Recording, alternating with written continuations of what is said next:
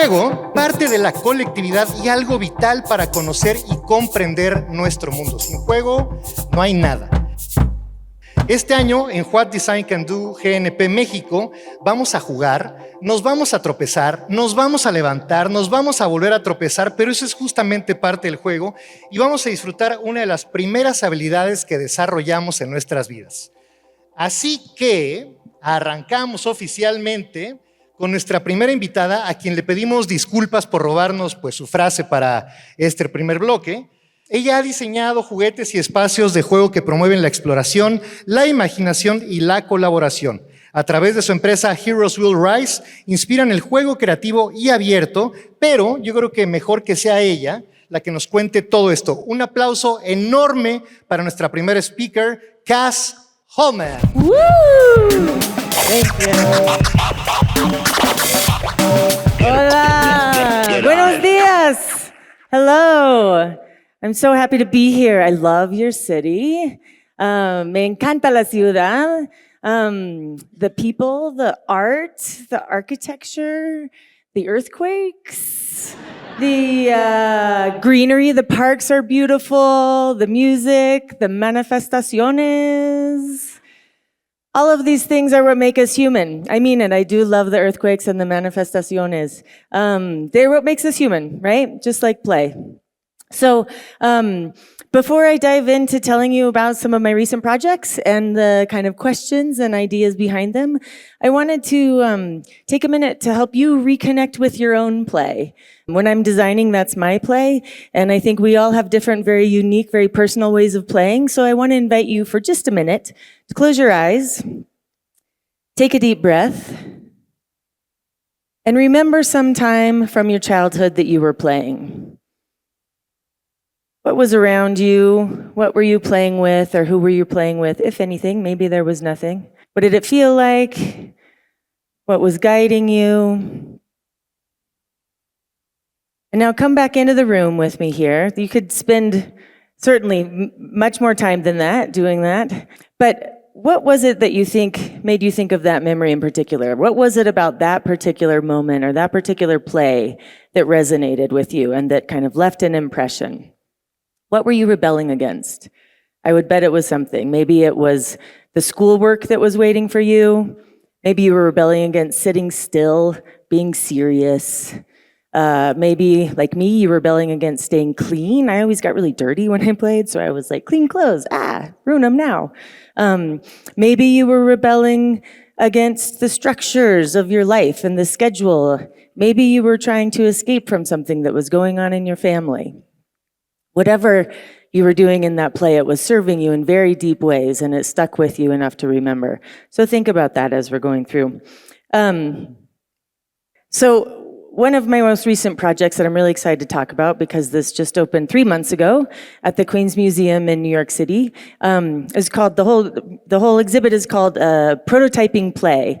And what we're doing is we're trying to practice different ways that the Queens Museum, which is about to have a giant children's museum, how they might kind of support play within an art institution. So this is historically a contemporary art museum in New York, and they want to have a children's museum. And they're building this out in the next 5 years. And so I'm really curious about how does an art museum approach play and childhood and working with families differently than other places might. Not a typical playground, right? And so what I wanted to do was kind of demystify art and kind of take a place that's often perceived as very precious and intimidating and make kids feel like it's there for them, like they can actually make marks there, right? And so what we did was we made these giant drawing pads, huge paper, ripstop paper, and some odd kind of awkward drawing tools, these kind of twisty, odd-handled things with crayons on the ends that children and adults, it's an intergenerational play exhibit, but they can play together and figure out how to use these things to make marks. And so they wind up kind of using their bodies, rolling around, twisting themselves, collaborating to try to make marks with these things. And one of the things that was important to me was that it was really awkward and actually hard to draw something, right? In an art museum, typically you think like I'm looking at this Cézanne and it's beautiful, or like this looks exactly like a real person, but it's a painting. But that's not always the goal, right? Art is often in the process. And maybe the outcome doesn't look as quite like you had imagined it, right? Has anybody ever had that experience? You have something in your mind and maybe what happens on the page doesn't quite match. So maybe you might think like, I'm not an artist, not for me, not gonna do it. I hear this all the time from my art students. And I think that's such a bummer because art is in the process. It's not always about having a beautiful outcome. So in this, it's impossible to control the outcome. For one thing, somebody's gonna come along after you play and make new marks. So this is this giant collaborative drawing experiment, and every week they swap out, have a new piece of paper, and new people come and roll around and experiment. They draw with their bodies, they draw with their feet, they draw together, they tug each other around, they slide and see what kind of mark that makes. The idea that play and mark making is embodied, that we might use our bodies to do something, is I think really powerful. Children in particular do a lot of sitting. And so I'm always looking for ways of engaging our bodies in the kind of work we do. Rigamajig, I designed in 2011. And this was a set of building materials. It's a system. And all of the pieces are deliberately very large. It's too large for one child to build with alone. And the size also means that children can make something that's bigger than themselves, which is incredibly empowering. I don't know if anybody here can remember being small. Hopefully you can. And to be able to like even move furniture or take a big box and make something that's really big felt really great. And you were like, yeah, I can do that. So these pieces are intended to make kids work together, right? They need each other. This interconnectedness is okay. So in playing with Rigamajig, they find that not only is it more fun to play together and to figure something out together, but it's actually part of life, that it's okay to need somebody. I'm looking at my sweetheart while I said that because I think even as an adults, we all need to remember it's okay to need people. And if we can do that in play, then remember that it feels really good. So with Rigamajig, the other thing that happens quite a bit, and it started as a pop-up playground that I mentioned, and it's been integrated into a lot of curriculum, so it's used in a classroom, which is wonderful because learning can look like this, right? And I get a lot of photos from teachers, and these photos came to me from some inclusive classrooms. So inclusive classrooms in the US are classrooms where kids all along the spectrum, neurodivergent, so neuroatypical and neurodivergent kids are in the classroom together, not just learning together, but learning from each other, right? And they're able to benefit from different approaches and different ways of understanding, not just the work that they're doing or the topic that they're learning, but how people work, right?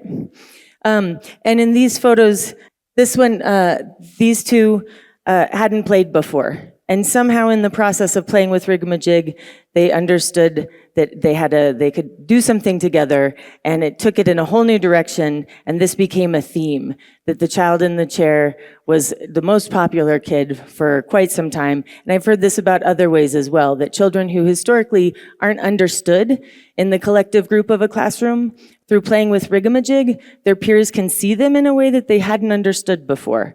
Right? So maybe you don't communicate as well with words as you do with your actions. And when we play together, we can understand how each other's brains work and how each other's kind of intuitive mode of operating and figuring out, and we can appreciate each other in new ways. And just some other kind of creations that have been sent to me over the years. I designed Rigamajig Junior to make it available to smaller groups. It's really wonderful that Rigamajig was designed to be giant and can only be played with lots of kids.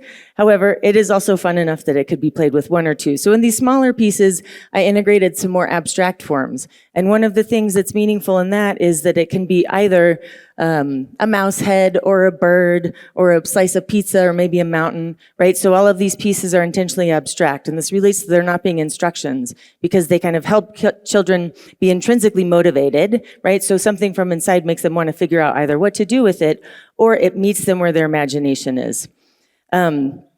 And similar to that, with Wobbly World was also a new installation. This project started during the pandemic. So early 2020, I believe, we were setting up the design brief. And the original question was, how do we help toddlers explore balance? Which I have to say, that was one of the easiest design briefs I've ever had. Because toddlers, and toddler means under 3 years old, always falling. I'm not even convinced that it's their goal to stand upright, right? When a 2-year-old falls on the floor, they just kind of stand there and play, or I'm sorry, they stay on the floor and kind of play with stuff, right? There's rocks down there, there's leaves. Usually they don't want to get back up. So I was like, cool, this is an easy project. And then the pandemic hit. And I was struck by just how uncomfortable we all were with the uncertainty of it all. And I thought, how can we help kids be less uncomfortable with uncertainty? And that's play, right? In play, there's uncertainty. And so this is a rendering of something. Here's an earlier sketch. I prefer showing my sketches because I like a messy, unglamorous thing. It's got more information, I think more character than our glam shots often do in design. But the idea with this body mobile was one feature of many in the space, and this, every element of it, when these two sway here, this one over here would bounce, right? So she's over here bouncing up and down, and it makes this thing swing. So you both can't control what you're making other people do, and you can't control what's happening to you, but all of it is fine, right? It's all bouncing and swinging and playing. And that can either be, that experience, that lack of control, can either be totally terrifying or super fun. Based on a number of factors, including how comfortable you are with it, right? And whether or not you've experienced it as a state of play rather than a state of something that you need to control, right? So in this, accepting the interconnectedness of it all, we're really rebelling against the idea that we have to control everything, that we have to really, control both our lives, our circumstances, the moment that we're in. And I think, in the pandemic, this became quite clear how bad we all were at this. Understandably so. And this is one image of the finished space. So she's bouncing here, and these are some of the things that spun. This also spun and kind of whirled and bounced. And the entryway to the space, so there were a number of other features, all of them related to balance and unpredictability and kind of uncertainty at large. And one other feature in the space were called the balance blocks. And these were designed kind of from a different question than a lot of my previous questions related to uncertainty and thinking about play as a process. I was thinking, why is it that I keep designing parts and pieces that help kids make certain things, right? Like, if play is about process, like, why am I also worried about outcome, right? So how can we kind of rebel from the need for there to be outcomes? We tend to need to quantify and maximize and make everything really functional. Like, we talk about time as money, right? Where did that come from? We talk about, like, we can't waste time, or it needs to be useful. Even in play, we talk about the importance of play as learning, but it's like, sure, okay, we learn and play, but also play is important because it makes us feel good. That counts, right? So in these blocks, I thought, my question was, can I help children be immersed in a process? Will they engage with something when there's no outcome? Play for the sake of play. So these are some prototypes, scale models. When I'm designing for children, I always keep the scale model of the children on my page, on my surface. And again, thinking about things that would fall over, they have kind of, they're part of a collection, but they don't necessarily kind of make any one thing. These were prototypes, full-scale prototypes that I made in my studio, and we tested during the kind of the quarantine days. And so none of the kids were allowed to play together, which I have to say was horrifying for me, because everything that I design is with the intention of kids playing together. So this was a rather rough experience, and I was quite discouraged about the state of the world. And after this day, I realized, like, we're gonna be fine. First of all, because the kids kept trying to cheat. As soon as we weren't looking, they would cross the lines to play with each other. And we'd have to say, like, no, don't talk to that kid. Like, don't touch their stuff. And everything that I would never, ever want to say, we had to say over and over again. But the fact that they persisted, I thought, okay, we're going to be okay after this. We'll come out and be all right. But they worked. So I wasn't sure if they would even engage with these. I thought they might get bored and move on if they couldn't kind of make a thing. Didn't happen at all. So she made this balance course, and this one right here, her feet wouldn't actually fit. Every time she got to this one, she'd try a different way of getting across it, but fall. But her goal wasn't to get through the whole course. Her goal was to keep trying, right? So she did it for an hour and something. These just kind of, actually, this was siblings and the youngest. What they were doing here was making something to fall on the baby. They just kept making things with the intention of it falling on their youngest baby sibling. And the mom was like, well, okay, got to get it out somehow. And then this one, she just kept making precarious stacks that she'd kind of climb around until they fell over, and then she'd make a new one. So this was great. So these were called the balance blocks. This was the final design. One other element of them was that the storage here is all of the pieces fit in the wall. The space is very large, it's vast, and the building that it's in is very large. It's a huge science center. And I thought, wouldn't it be awesome if kids could just take this whole building apart, right? Can you imagine, like, if you're under 1 meter tall and you can just take apart architecture, that's pretty badass. So all of the pieces kind of fit into that, and then can be pulled out whenever they want. And there are also kids there for whom the play is to put them all away. I have those days where all I would just want to do is put stuff away. So this, I think, could be adaptable for different days, for different children. So in the meantime, I've been designing for play, primarily for children, since 2003. And I get asked the question, I've lost count how many times, all the time, what about adults? And until very recently, my answer was like, oh God, not my job. And go to therapy, I don't know, like figure it out. I'm totally unqualified to design for adults. And that's maybe because maybe I'm a little bit of a jerk. But finally I said, no, I do actually know something about designing for adults. I was an art and design professor for 13 years, wherein my job was to create the conditions for free play to arise in my classrooms, in our studios. And so I thought, okay, let me see if I have something to contribute here. And in writing this book, I found that I actually have quite a few opinions, come to find out. And so one of the things in particular that I realized was that we all still know how to play. Adults, we never forgot how to play. We still know how to play. We have just learned not to play. And one of the things that I kind of realized in my own experience and in talking to people about the book and about their adult play is that they kind of there's something that tells them not to do the thing. Like they'll have the instinct to go play with your friend, go make a joke with that person, or, go do that thing. And then something says like, no, yeah, serious, like, yes, we're an adult, like, there's people, they'll judge you, and like, you'll look dumb, or like,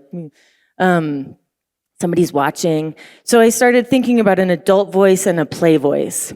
And I was thinking about what my play voice, which I also kind of ignore. I imagined my play voice being kind of like defeated and like, oh man, why do I even bother, right? So my play voice might have a diary, and at the end of the day, my play voice would like draw little pictures and remember and think back to all of the times that I ignored it, right? All of these missed opportunities that I could have played. So these were drawings that I did, but the diary of a dejected play voice. So the grassy slope that I didn't roll down. I saw it, it looked great, I didn't roll down that slope. The dog that was like, hey, let's go, and I was like, no, I got stuff to do. The cracks, this one might be reminiscent of other people's childhood games. Don't step on the cracks or you'll break your mother's back. A little bit dramatic, but right, you tried to not step on the crack. We had to make the stakes really high. And then of course, the time that it's like the sun is out, maybe you're walking through a park and you kind of have to be somewhere, but like it just feels so good. Maybe this happens a lot I live in New York City, and in early spring, the minute the sun comes out, we all just, like, it doesn't matter if the ground is still frozen, we go lay in the sun. But how many times have you wanted to just kind of lay on a bench and just like take in the sun and listen to the birds, but you're like, nah, that'd be weird, or, somebody I might get dirty, all the reasons, right? The adult voice, your adult voice is like, you can't do that. So in this, what I want to leave you with, number one is that there are so many different ways that we play. For many of you, it may be your studio. And I'm talking about open-ended play in this. Open-ended free play, of course, we play sports and video games. I think that's a different kind of play. And one that we are fairly good at, and I'm utterly unqualified to even care about. Sorry. But the open-ended free play is what I'm like really advocating for in this. So what I want to leave you with is think about your play memory. What was it that made it meaningful? How can you integrate some of that into your adult life to kind of have that same experience, reap some of the benefits and feel yourself in your play, not just as an outcome or as an activity, but as an approach, a playful approach to whatever it is that you're doing. Thank you. Cas. Thank you very much, Cas. No, but stay here, please. Oh, yeah, okay. Please. Dancing. Sí, so thank you very much. It's always very... ¿Qué onda? Como que nos... Estuvo raro. We're playing here. Sí, we're playing. We'll just playing. play. We can move around. No, it was very joyful to hearing I really you. did mess it up. Okay. No. I can sit down here and just watch you two girls. No, I'm gonna I have a question for you. What are the biggest challenges for childhood in this social media area? Oh boy. I think social media and screens in general are kind of like candy. I know for myself, like if there's a screen around, we have to look at it, right? It's like we're like a shiny object. We're like, ah. And so I think that it's incredibly dangerous for kids to grow up with that as such an integral part of their life. So on the one hand, like I understand why it's an issue because it's candy, right? I will usually choose a lollipop over some broccoli, right? But I don't get much out of the lollipop and I get a lot out of the broccoli, right? So I think that there's a way that that we have to like understand that it's hard. We have set ourselves up for a very challenging scenario in giving kids any kind of screen. And B, I think that as kids get older, they're actually a really important part of them discovering who they are, maybe less so socially, but more so through exposure. I just turned 50, so I grew up without all of this, but I have a lot of friends and students who in their teenage years came out and were able to find a community of other queer people and other trans people because they had access to social media. So this is just to say it's tricky, right? It's not as simple as like, keep them off, because for a lot of kids, it's formative in them finding who they are, right? So I think it's just about like balance and helping kids and helping teenagers in particular find balance, because it is easier to eat candy than to cook up some broccoli, right? So. Right. And Tough decision, broccoli or lollipop. ¿Hay alguna otra pregunta por acá abajo del público? ¿Alguien que quiera preguntarle algo a Cas? A ver, tenemos a alguien por aquí. ¿Cómo te llamas? Andrea. Por favor. Gracias. Should I say it in English? Oh, yes, actually, I don't have my translate. Yes, so, thank you. Well, it was amazing to hear you and play with you in this presentation. And I want to ask you, how come toys and games can change the gender narratives and stereotypes? And if is it possible to do it with toys and games? Yeah, not alone. I think that most of those stereotypes come from everywhere, right? They're socialized from the minute that a child gets a pink room or a blue room. And in the US, I don't know if you have these here, but we have these gender reveal parties where before a baby is born, there's a big explosion of what it's gonna, it's very strange. So, but I do think that it has a huge impact for me with my products, like with Rigamajig, for example, because that's something that I both designed and I have a team that sells it. So our marketing materials are very intentional in showing everybody, right? We show boys, girls, we show kids you can't tell, we show kids that you would think it's the opposite. We show kids who have autism, and which has been interesting because I had a friend who was like, why do your kids always look like they should be smiling? And I was like, well, not all kids smile when they play. I mean, not all of us smile, but especially like if a child, and that's like a good percentage of children. So why are we pretending that all children look like, it's amazing, right? Because also like play, you could feel when I'm playing in my studio, I probably like get like this is just like, because if I'm playing, I'm like, focused, very concentrated, right? So what does play look like? So, sorry, bit of an aside. But I think that, yeah, so the object itself, the toy or the learning material, can only do so much, right? It's the culture of what we give to children, what we make available to a group of children. I still have people who will say to me like, my grandson would love Rigamajig. And I'm like, yeah, so would your granddaughter. You know, like, what does that have to do with So I think it's about opportunity more than the object itself. Muchas gracias. Muchas gracias. Thank you very much, Cas.